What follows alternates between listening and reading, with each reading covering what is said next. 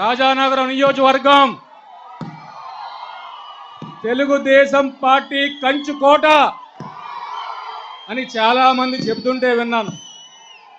కానీ ఈవేళ మన జాతీయ అధ్యక్షుల వారు శ్రీ నారా చంద్రబాబు నాయుడు గారు సమక్షంలోనే మన బలం ఏమిటో మీరంతా నిరూపించారు.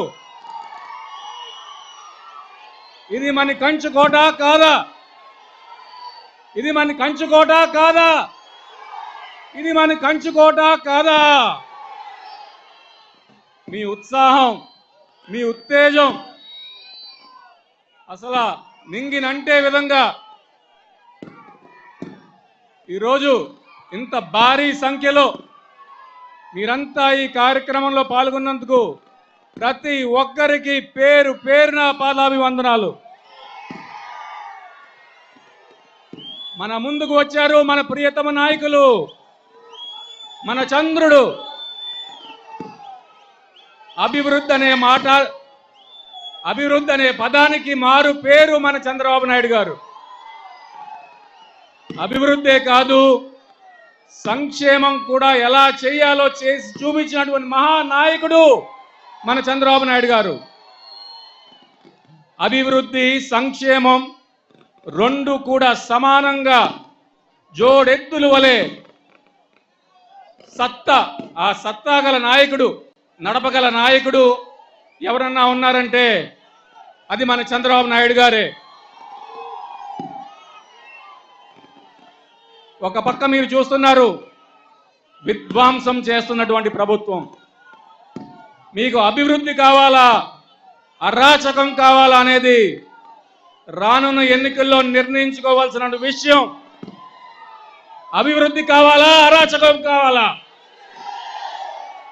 మీకు అభివృద్ధి కావాలంటే మనం చంద్రబాబు నాయుడు గారిని 2024లో రాబో ఎన్నికల్లో అఖండ మెజారిటీతో 150 సరిపోతాయా? 170 సరిపోతాయా? మొత్తం అన్నిటిలోని కూడా మొన్నే బాబు గారు అన్నారు, వై నాట్ పులివెందుల అని.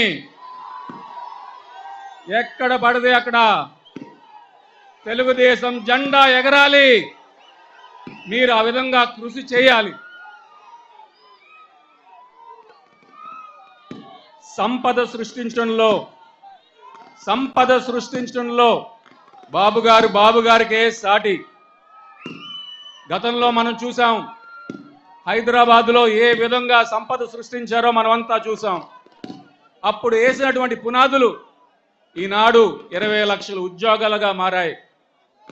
ఆ ప్రాంతం అంతా ఎంత సంపద సృష్టించారంటే ఈరోజు మనం ఇక్కడ మన పొలాలు, మన ఆస్తులు అమ్ముకుని హైదరాబాద్ వెళ్తాం అనుకునేవారు చాలా మంది ఉన్నారు.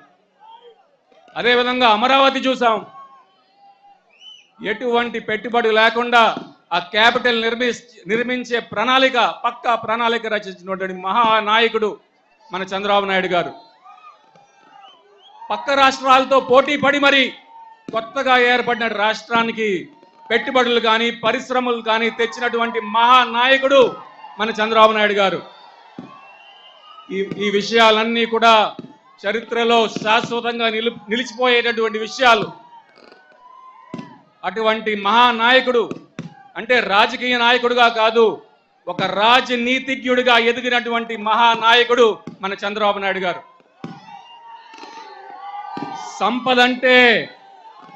సంపద అంటే పరిశ్రమలే కాదు, సంపద అంటే సేవా రంగాలే కాదు, సంపద అంటే వ్యవసాయం అని కూడా లోకానికి చాటి చెప్పినటువంటి నాయకుడు చంద్రబాబు నాయుడు గారు. మరి వ్యవసాయానికి మూలం, వ్యవసాయానికి పట్టుకొమ్మ నీటి పారుదల.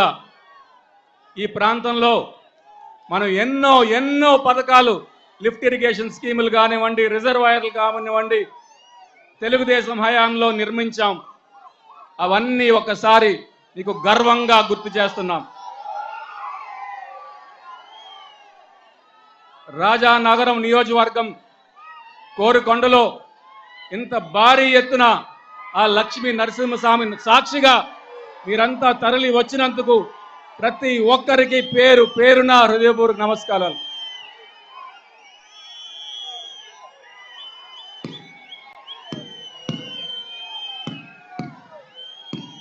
రాజానగరం నియోజకవర్గ ఇన్ఛార్జిగా బాధ్యతలు అప్పచెప్పినటువంటి శ్రీ నారా చంద్రబాబు నాయుడు గారికి పాదాభివందనాలు.